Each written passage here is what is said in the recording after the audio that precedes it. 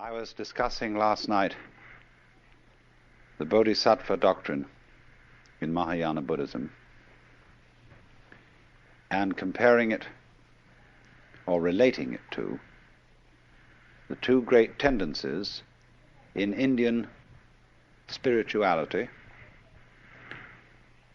anti-worldliness or otherworldliness and world affirmation, and showing how the idea that the highest kind of a Buddha is in a certain way a non-Buddha. The highest kind of a Buddha is like an ordinary person.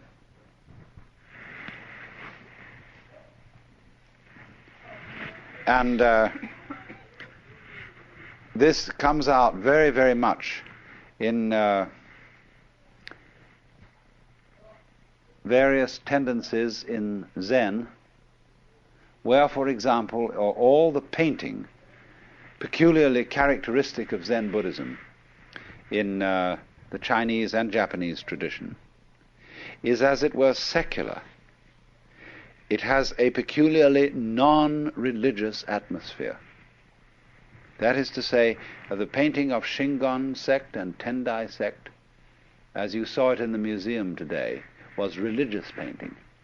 You could tell at once that the subject matter of these paintings is religious. But with Zen painting, the way of dealing with philosophical and spiritual themes is secular.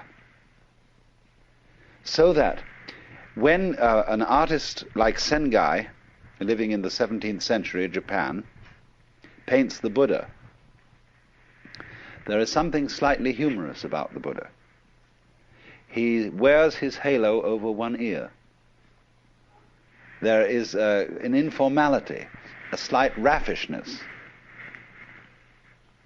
And so this comes from China, from those great Sung artists like Liang Kai, who painted the sixth patriarch of Zen chopping bamboos, looking like the most extraordinarily unkempt country oaf. So, also, the greatest Zen painting has as its subject matter not really religious themes at all. It uses pine branches, rocks, bamboos, grasses, everything of that kind. And you would never know that these things were icons. Likewise also in poetry, which we will go into more extensively in the future. The superb expression of Zen poetry is derived from the Chinese poet Hokoji, who says, wondrous action, supernatural power, drawing water, carrying fuel.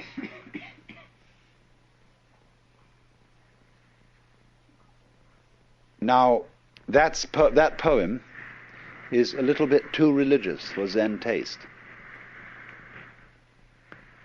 And so, preferable to that is Basho's famous poem, The Old Pond, a frog jumps in, plop. Plop is the only possible English translation for the Japanese mizu no otto, which means literally the water's sound. Plop. But that poem, you see, is a very high-style Zen poem because it has nothing in it about religion. There is a poem on the edge, which also was written by Basho, which says, when the lightning flashes, how admirable he who does not think life is fleeting. You see, the flash of a lightning is a Buddhist cliche for the transiency of the world. Your life goes by and it disappears as fast as a flash of lightning. That becomes a cliche. So, all religion, all religious comments about life eventually become cliches. Religion always is falling apart and becoming a certain kind of going through the motions, a kind of imitation of attitudes, as if one would say, we've got a book called The Imitation of Christ. It's a terrible book. Because everybody who imitates Christ is a kind of a fake Jesus. So in the same way, there's all kinds of imitation Buddhas, not just sitting on altars made of wood and gilded, but just sitting around in monasteries. So one might say then that the highest kind of religious or spiritual attainment has no way, a sign about it that it is religious or that it is spiritual. And so as a metaphor for this, there was used in Buddhism from the very beginning the idea of the tracks of birds in the sky. They don't leave any tracks. And so the way of the enlightened man is like the track of a bird in the sky. And as one poem, a Chinese poem, says, entering the forest, he does not disturb a blade of grass. Entering the water, he does not make a ripple. In other words, there is no sign about him to indicate that he is self-consciously religious. And this goes too for the fact that his not having any religious sign is also not something contrived. It isn't like Protestant simplicity. You know, all those Catholics with their rituals and how dreadful and insincere that is. The real reason, you know, why Protestants think Catholic ritual is insincere? You know? It's expensive. Protestantism started in the burgher cities of Europe. Places like Freiburg, Hamburg, you know, and Geneva. Because the merchant class, who were the foundation of the bourgeoisie, got annoyed because every time a saint's day came around, all their employees got a day off because it was a holy day and they had to attend Mass. There were so many of these nuisance holy days, and all these contributions that were assessed by the church, buying your way out of purgatory and saying masses for the dead and so on and so forth, they found this not very economical. The priests were getting the money instead of the merchants. And so they decried as unbiblical and irreligious and wasteful all the finery of the Catholic religion and wanted something plain and simple. So it became, in course of time, a sign of being really religious, to avoid rituals and to avoid colorful clothing and splendor in churches, and to be as ordinary as possible. But that is not yet the real religion of me giving no sign of having a religion, because this simplicity and absence of ritual itself becomes a sign, a way of advertising how spiritual you are. So the completely bodhisattva type of person doesn't leave any track, either by being religious overtly or by being non-religious overtly. How will you be neither religious nor non-religious? See, that's the great test. How will you avoid that trap of being one or the other? It's like, are you a theist or are you an atheist? See, the theist is caught by God and the idea of God, the belief in God, but the atheist is equally caught. Because an atheist is very often an atheist because he cannot stand the idea that God is watching him all the time. that there is this constant all-seeing eye prying on your most private life.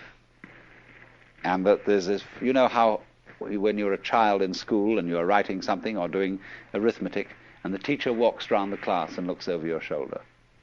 Nobody wants to be watched like that. Even someone who's good at writing or at arithmetic doesn't want somebody looking over their shoulder while they're doing it. It puts you off. It bugs you. So the idea of the Lord God, who is watching us all the time, who is judging everything that we do, puts people off and they can't stand it. So better be an atheist to get rid of teacher. So, but the atheist, you see, the man who advertises his disbelief in God is a very pious person. Nobody believes in God like an atheist. There is no God, and I am his prophet. So then, the true bodhisattva state is very difficult to pin down as being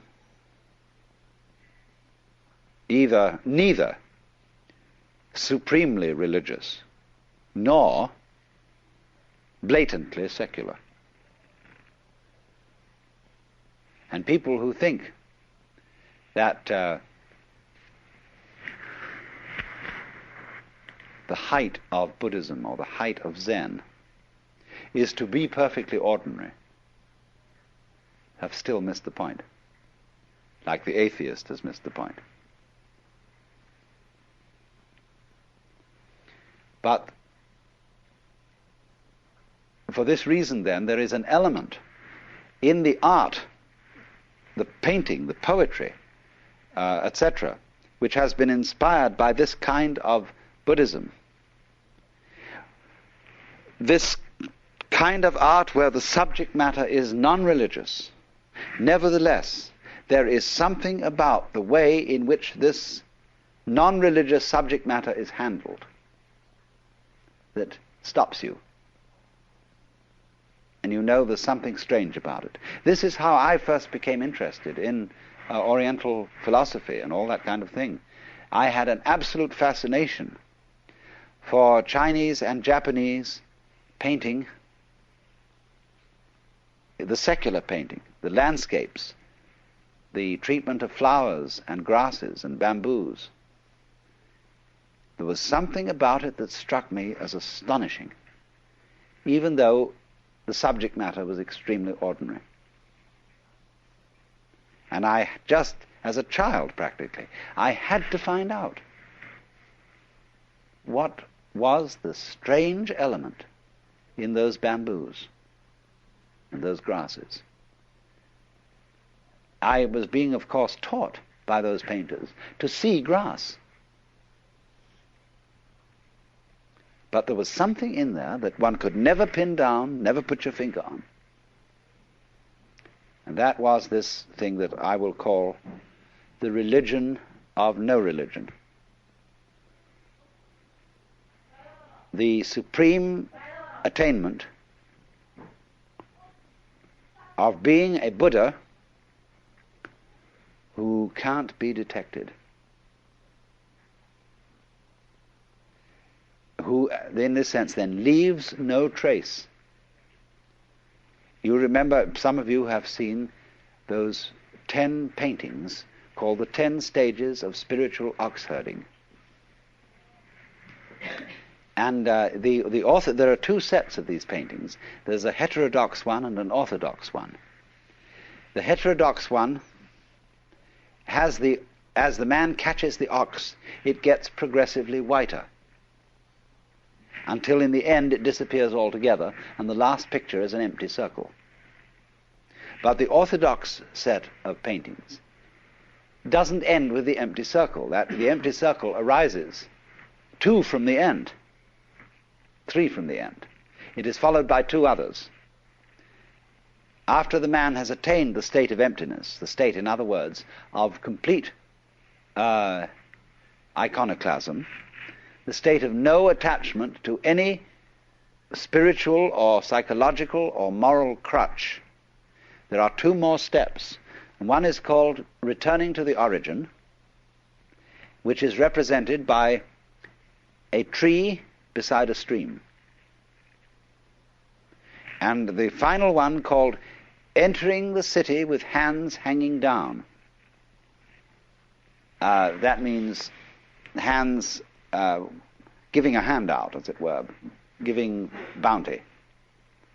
And it shows a picture of the fat Buddha, Putai, or in Japanese known as Hotei, who has an enormous belly, big ears, who carries round a colossal bag. And what do you think this bag has in it? Trash. Wonderful trash. Everything that children love. Things that everybody else has thrown away and thought of as valueless, this bum collects and gives it away to children. And so it says here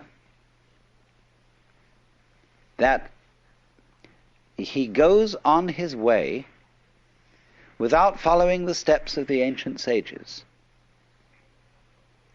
His door is closed. That's the door of his house. And no glimpses of his interior life are to be seen. So, in other words, it's like when you erect a building, while you're building it, you have all kinds of scaffolding up. That shows you that building is going on. But when the building is complete, the scaffolding is taken down.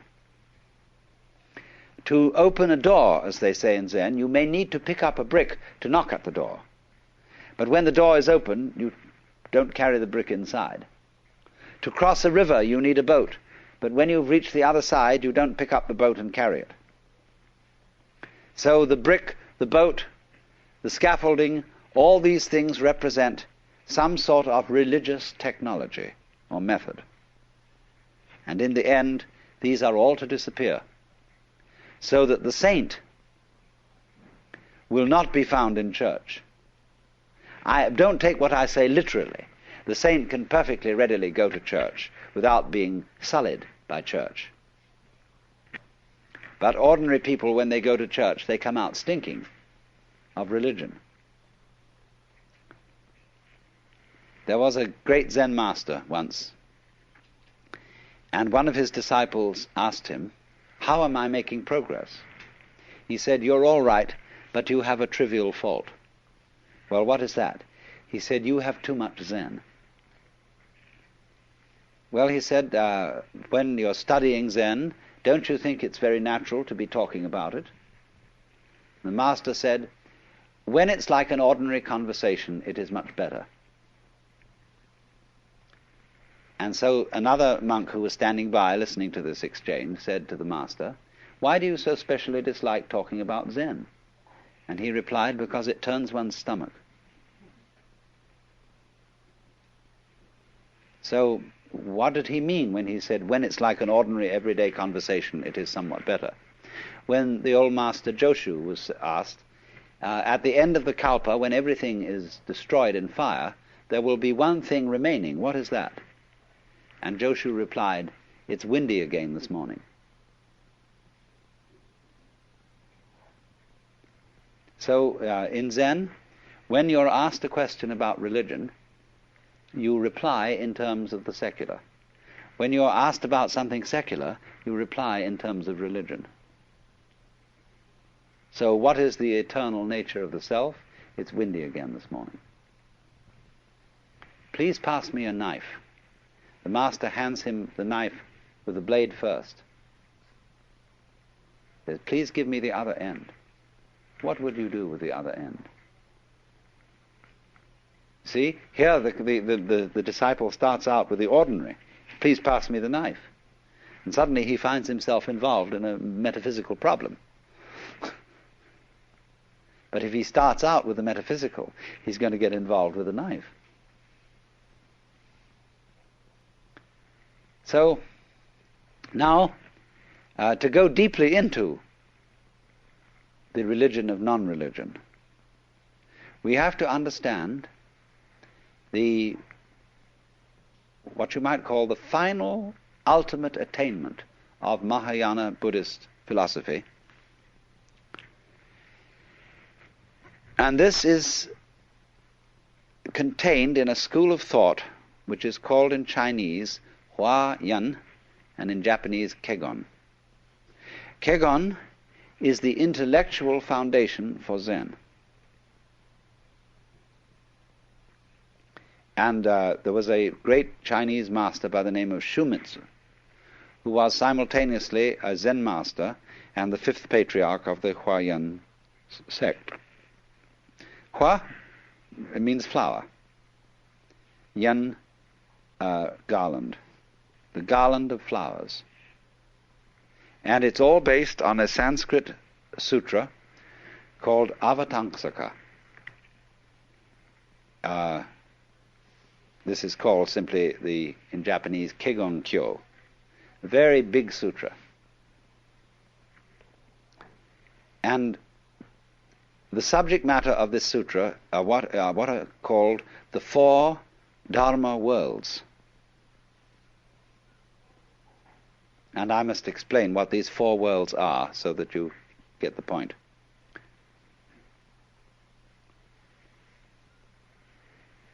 First of all, there is a level of being which we will call ji. The word ji, which is Japanese way of pronouncing the Chinese chur, is the world of things and events. What you might call the common sense world, the everyday world that our senses normally record.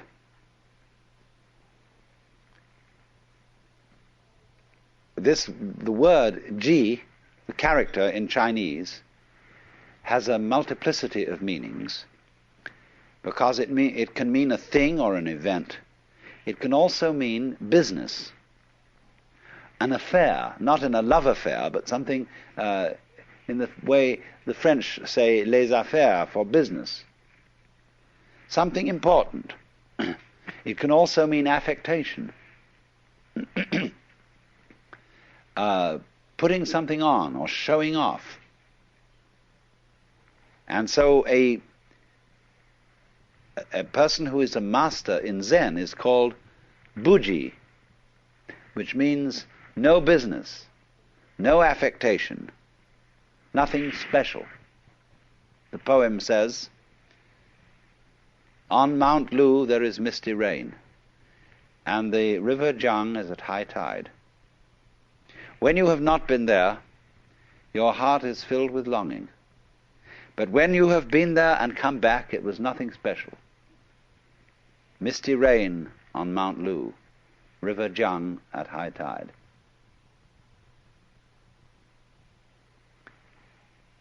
But this nothing special is not a way of putting something down. Do you see that? I could say, well, it was nothing special. It didn't really amount to anything. That's one way of saying it was very ordinary. But Buji, just as it doesn't mean it was very ordinary, in the same way that the person who has no religion is really the most religious, you do see? He's not just a common, ignorant moron. He looks like one, but he isn't. And you have to know what he knows in order to see that he isn't and to recognize him for what he is. So nothing special, Buji. It doesn't stand out. It doesn't, as we would say it doesn't stick out like a sore thumb. So the world of Ji then means generally the world of particulars, the world of multiplicity, the world we ordinarily feel we're involved in. So that's the first world. The second world is called the world of Ri. Now Ri, in Chinese, Li, is, as I explained to you when we were discussing the idea of the law of nature, the character means the markings in jade, or the grain in wood, or the fiber in muscle. But in the Huayan philosophy, the word ri means the universal, underlying all particulars, the one underlying all multiplicity. The unitive principle as distinct from G, which is the differentiation principle. So, as it were, it's like this. When you see into the nature of this world, you start from G. You start from noticing all the particular things and being baffled by their multiplicity and dealing with the multiplicity of things. But as you go into this, you discover, as you understand things, what do you mean when you understand things? It means you become aware of their relationships to each other, and eventually you see the unity behind them. And it is as if the multiplicity of the world dissolved into unity.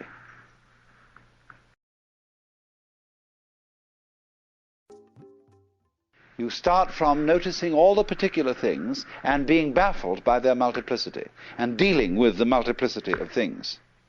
But as you go into this, you discover, as you understand things, what do you mean when you understand things?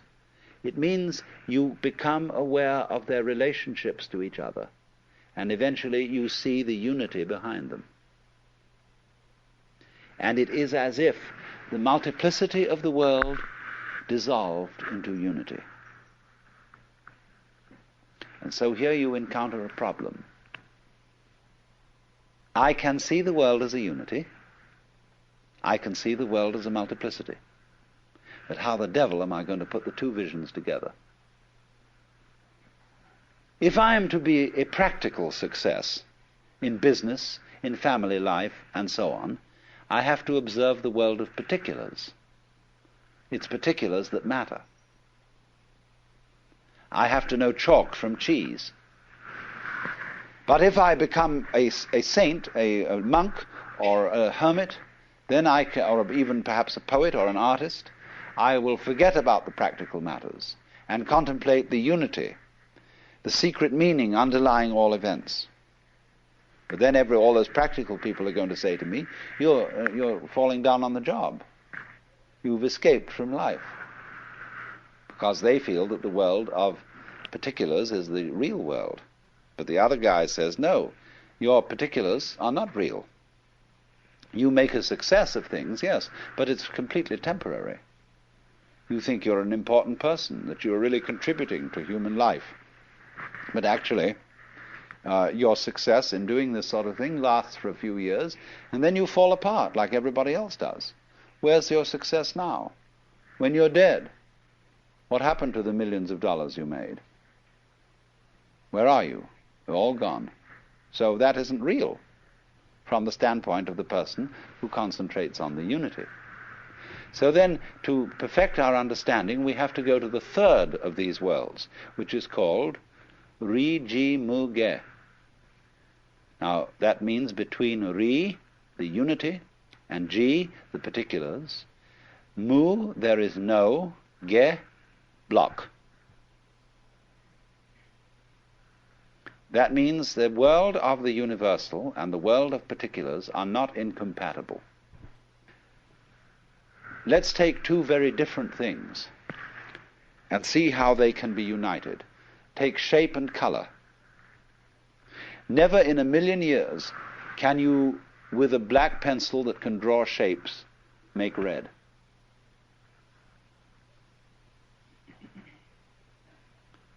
But if you have red, you can draw a circle. You can draw a red circle, even though the circle shape and the red color will never be the same.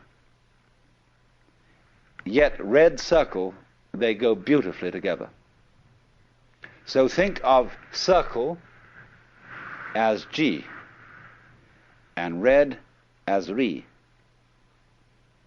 The circle is the particular, the color is the universal. They go together.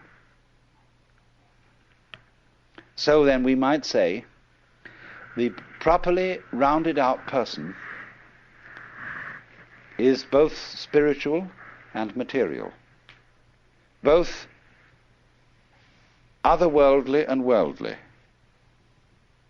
This is the supreme attainment of a human being, to be both.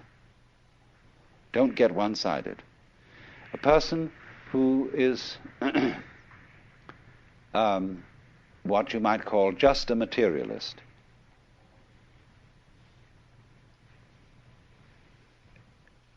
ends up by being very boring.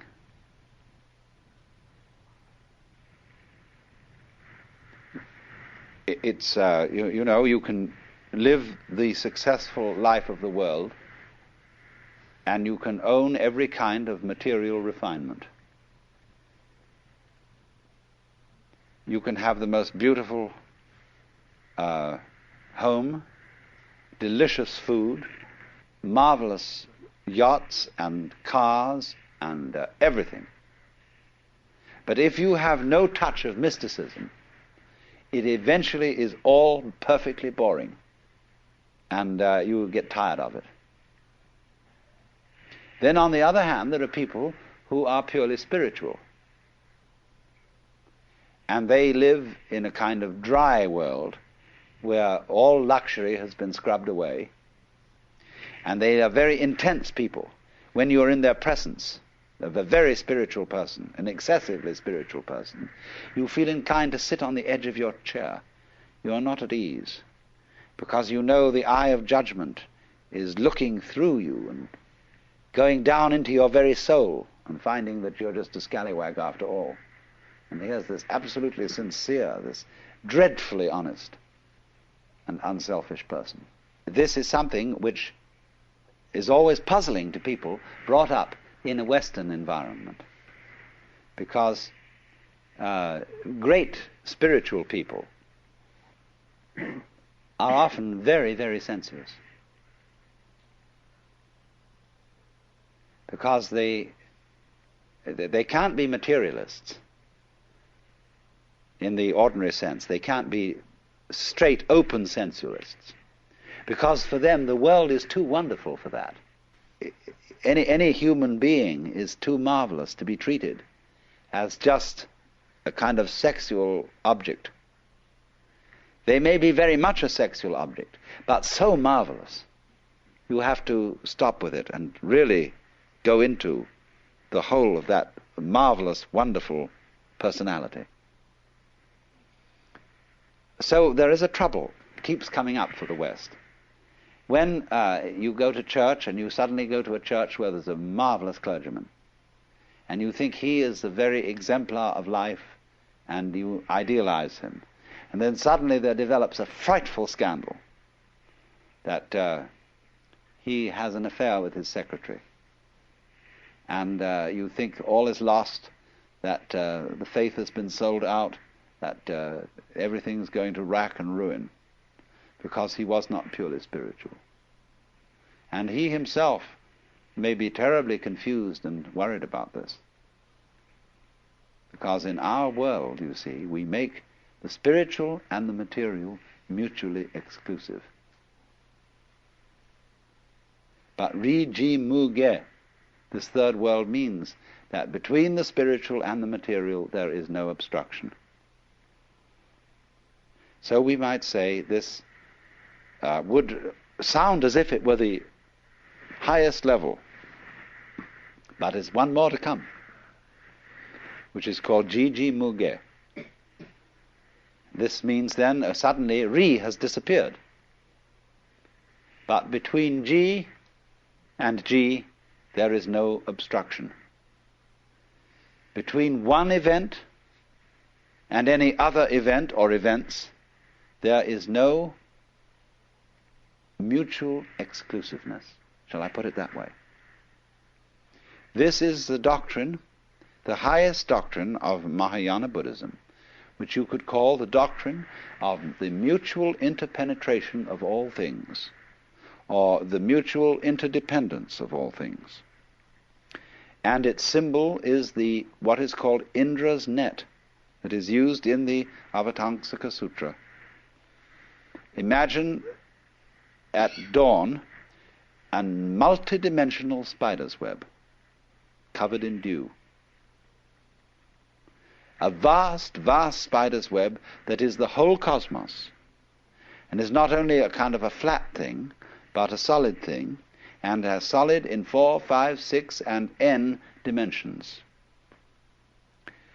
covered with jewels of dew, all of which have rainbow coloring, and every drop of dew contains in it the reflection of every other drop of dew. And since every drop of dew contains the reflections of all the others, each reflected drop of dew contains the reflections, you see, of all the others, and so ad infinitum. Now this is the Mahayana vision of the world, which is to say, this is relativity, that whatever exists in this world and is characterized as something particular, as a thing, as an event, as something or other, you see, as a unit, this does not exist without all other such things and events. So that you might say any one event implies all events. And all events, the total universe, past, present, and future, depends on every single member. In other words, you may say, I can understand that I depend on this whole universe. There could not be me unless there was everything else.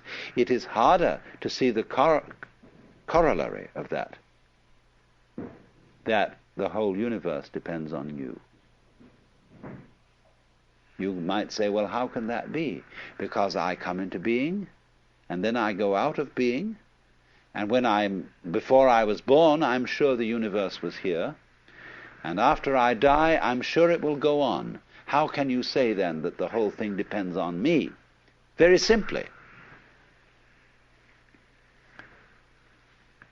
it depends on supposing you're dead, and we're talking about someone in the past. Let's say we're talking about Socrates. And I'm going to say this whole universe depends on Socrates. I may put it more exactly. It depends on Socrates having existed. You see your parents now. Some of your parents may be alive, but some of your parents may be dead. Without your parents, you would not have come into being. So you depend on your parents, even when your parents have gone. So everything, even when you disappear, the universe will still depend on you, on your having been here. Or if you have not yet arrived, it depends on your going to be here. So we can say, obviously, going back to Socrates, the fact that Socrates existed tells us something about the kind of world we're living in. This world once Socratized. And that Socrates and his wisdom was a symptom of the kind of universe we're living in just the same way as I showed you that an apple is a symptom of a tree. A certain kind of tree tells us something about that tree, what it functions, how it produces things. So a world which produced Socrates, or a world which produced John Doe, who was nobody in particular, and nobody ever remembered him or thought to write his biography. Nevertheless, for all his obscurity, the whole universe depends on him, and it depends equally on every fruit fly, every gnat, every vibration of every gnat's wing, and it depends on every last electron, however brief its manifestation may be. So that what this is saying is that everything that there is implies everything else. And all those other things, collectively, in their totality, which we call the universe, in turn imply each individual object, event, and so on. That's the meaning of Indra's net. So that this is called in Zen to take up a blade of grass and use it as a golden Buddha 16 feet high.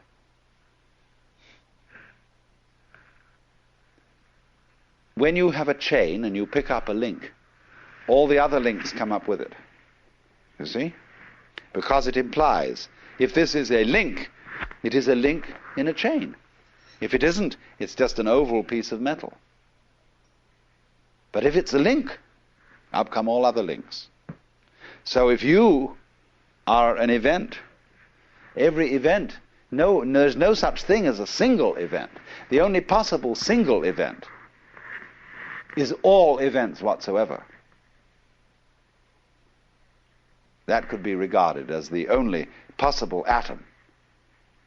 The only possible single thing is everything. But the things that we call things all imply each other. We know what we are only in relation to what we aren't. We know of the sensation of oneself only in relation to a sensation of something other. So the other goes with the self as the back goes with the front. And your life, however short, everything depends on it. If that did not happen, nothing would happen. So in this sense, the whole world bears your signature. It would not be the same world if it weren't for you. You've heard, haven't you, what is called the pathetic fallacy? This was an idea of the 19th century, which said that it was false and wrong to project human feelings on the world. The wind in the pine trees is not sighing. It's you who are sighing. The sun is not happy. It's you who are happy when the sun shines. So don't mix up your happiness with the sun. The sun has no feeling. The sun is not human.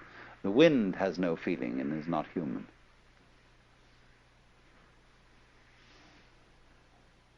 The poet says, the moon doth with delight look round her when the heavens are bare.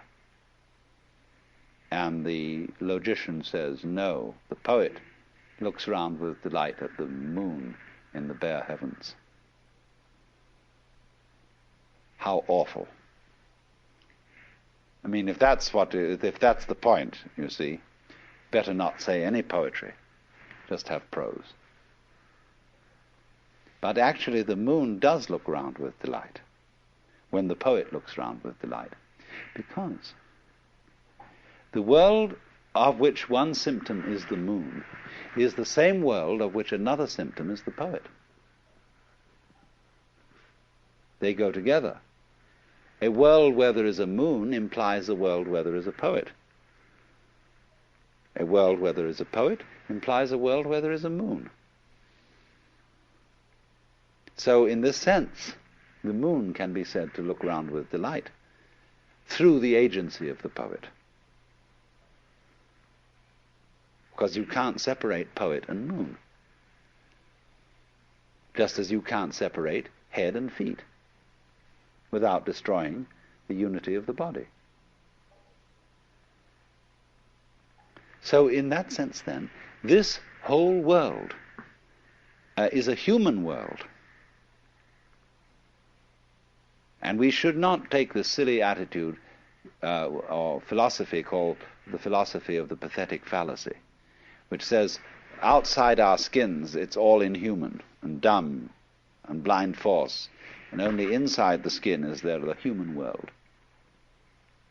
All this world is human, because it depends not only on the existence of humanity in general, but on the existence of Mary Smith in particular. So the whole world is covered, as it were, with your personal signature. But at that moment when you suddenly seem to be everything, and to be Mr. A, you suddenly see the obverse of this, that your particular personality is nothing at all without everything else, without everybody else. I need, in order to be Alan Watts, I need every single other human being and the uncontrollable otherness of all those other human beings that I can't do anything about. They are going to be themselves whatever I do. And yet at the same time, I depend on all their difference from me, and yet they all depend likewise on me. So that I'm in a very funny position. The moment I would be egoless and say, I'm nothing without you, then suddenly I find I'm the kingpin. They all depend on me. Then suddenly, when I get swelled-headed about being the kingpin, I find I'm nothing at all without them. So everything keeps going blip, blip, blip, blip. In other words, the moment you think you've got it in one state, it transforms itself into the other. That's the Jiji Muge. Now, in Jiji Muge, you see, you've got a vision of the world in which everybody is boss and nobody is boss. There is no one boss who governs the whole thing. It takes care of itself. It's a colossal democracy. But yet every man and every uguisu and every snail is king in this world. And at the same time is commoner. And that's how it works. And there is no great king, although in Hinduism they have an idea, a very strange one to us, called Ishvara. Ishvara means the supreme personal God, the top being in the Deva world. And many Buddhists believe that there is such a God. There is a ruler of the universe, but he is lower than a Buddha, because in the course of the endless cycles, Ishvara will dissolve into nothing. All gods, all angels are within the round of being. It's a very curious idea to our minds, and therefore, although Buddhists believe in God in that sense, they don't take it importantly. There are no shrines in Buddhism to Ishvara.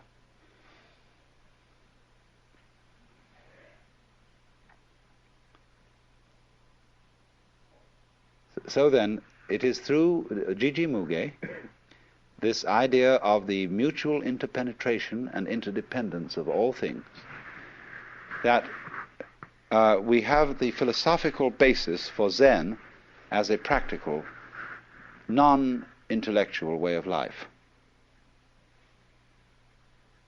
Because of the realization that the most ordinary event, the charcoal brazier, the mat, soup for dinner, sneezing, washing your hands, going to the bathroom, everything, all these so-called events, separate events, imply the universe. So this is why Zen people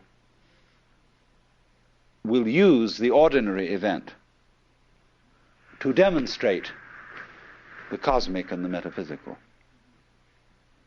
Only they don't rationalize it that way.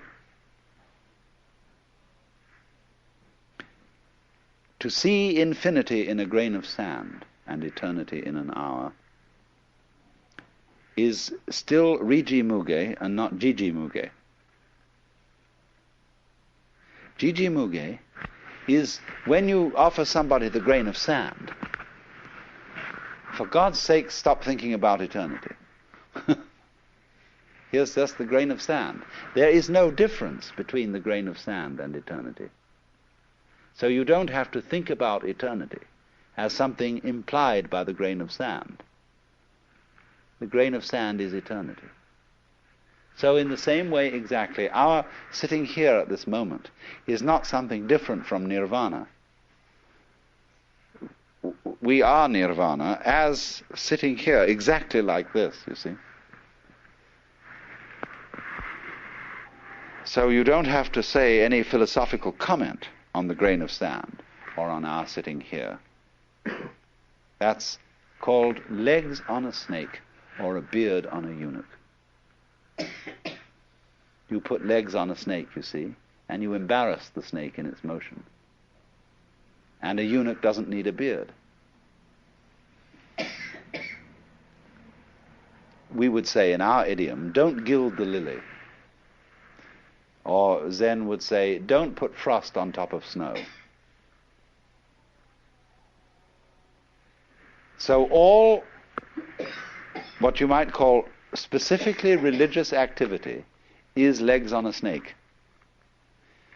Eventually, this is going to be eliminated, just as eventually we hope that government will be eliminated and will become unnecessary, because every individual will be self-governing and therefore relate properly to his brother, and the state will vanish.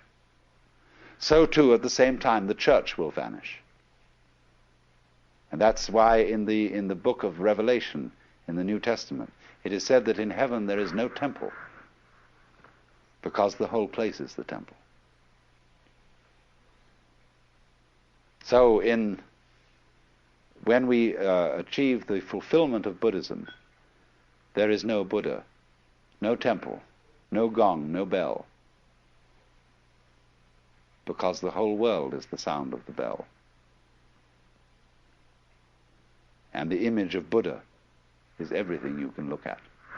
So a Zen master was asked, mountains and hills, are they not all forms of the body of Buddha? And the master replied, yes, they are, but it's a pity to say so.